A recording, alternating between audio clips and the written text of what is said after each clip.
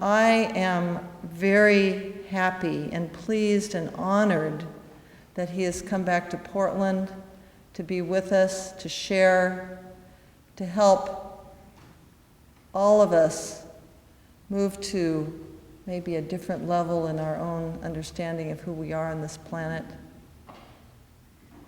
And I'm very grateful that he's here. Matthew.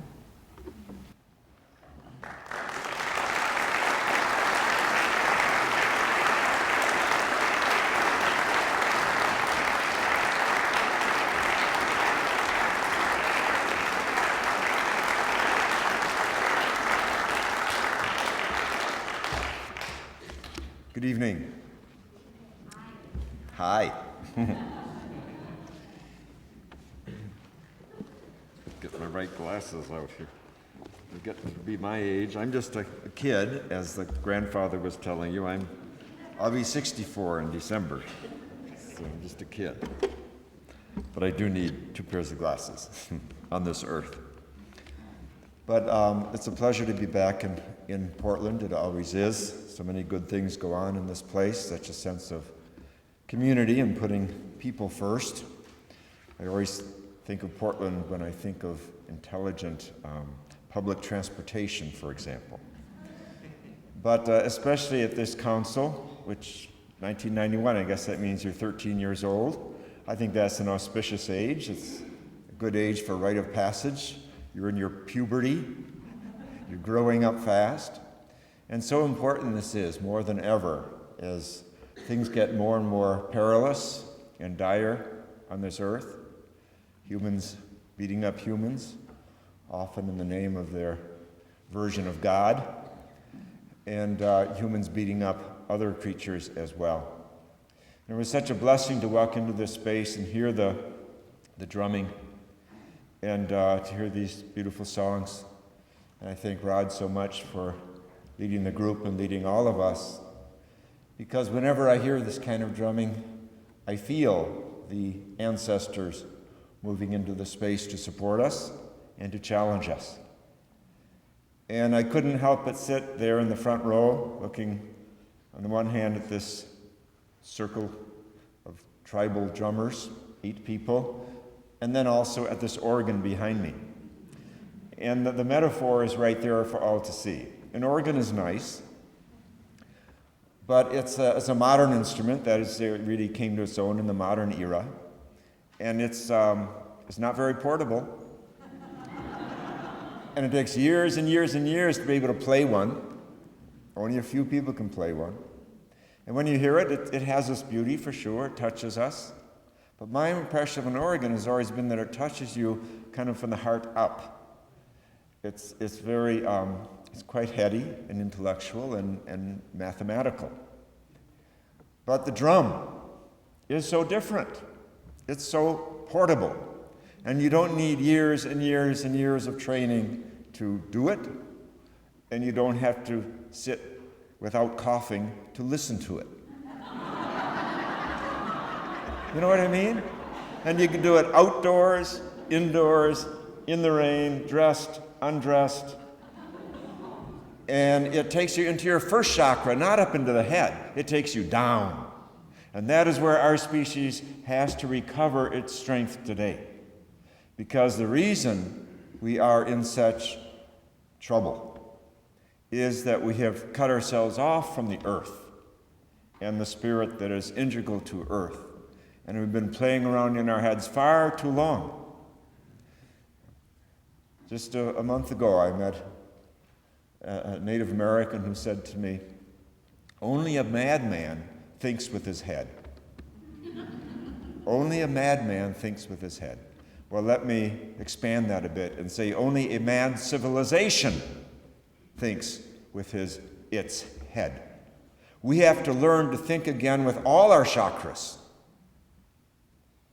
And the drum helps us profoundly to take us back to the source, to the first chakra. Because you know the first chakra, which is located where our tail is or was, which is why we need the 4-legged ones so badly, because they still have their tails intact, see? And the tail is an antenna. So the first chakra is about picking up the vibrations, the sound of the universe. And what we now know about atoms is that every atom is making sound. It's dancing, it's vibrating. So the drum takes us there. The drum takes us to that first chakra, which is where we need to go to renew ourselves and redeem ourselves. And it means our whole civilization has to go there. Our children have to be instructed differently in school so that all their chakras are educated, including the first chakra, and not just their head chakras. Thomas Berry, called himself a geologian and one of the real prophets of our time, true defender of the earth and her creatures, says that most of the destruction on the earth today is happening at the hands of people with PhDs. So what this shows is that heady education alone is a big part of the problem. There's a Celtic saying that says, "Never give a loaded gun to a young man who's not first learned to dance." And I think that it's not just a gun that is a loaded weapon, but I think a PhD is a loaded weapon. I think an election to office is a loaded weapon. The presidency is a loaded weapon. And we should not give it to anybody who's not first learned to dance. And what does that mean, first learn to dance? It means that dancing is where we learn the joy of life, the reverence for life, and the celebration of community for the gift of life. And until we learn to celebrate life, we are not in a position to wield healthy or significant power. Now, our grandfather Rod talked about warriorhood. And what I want to talk about tonight is the need for us to grow as a species, to move beyond this adolescent stage where we have, I think, in many respects, retreated for the last few centuries, and to become adult and aware again on this planet. And just listening to Rod and his brief comments, his powerful language, the language of talking about the nations of the four-legged ones, encountering the nations of the two-legged ones. We're not even there yet. We're not back to that consciousness yet. We still talk about the United Nations, and we're thinking, of course, of only two-legged nations. And even that, half of the country wants to withdraw from the United Nations.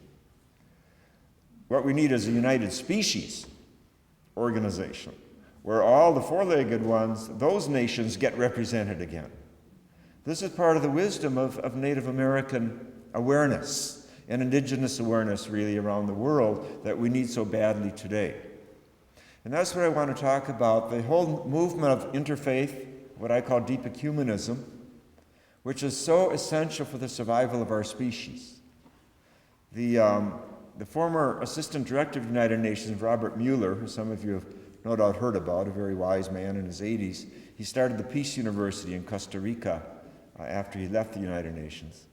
I was speaking to him this past year, and he said, if you look around the world, most of the wars happening in the world today are religious wars. He said, I think the biggest obstacle to peace in the world is religion. So this is part of where we have to grow up. We have to move away from this notion that my God is here to beat up your God or your goddess, that my God is better than your God, as if what? As if there's a multiple godliness going on. But to do this, we have to be very aware, because the Dalai Lama says that the biggest obstacle to interfaith is a bad relationship with one's own faith tradition.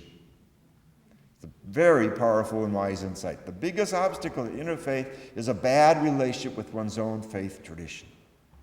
And that's where I've been working the last, 30 years or so, to try to recover within my faith tradition of Christianity and its mother, parent, Judaism, the tradition that is earth-centered, that finds spirit in matter and in earth and in this world, which we call the creation spiritual tradition. And I am happy to say at this tail end of my career that scholars are beginning to get it, not because of me, but the latest scholarship about the historical Jesus is all about how this guy was a peasant. This guy grew up in Galilee, which was like the Wisconsin of Israel.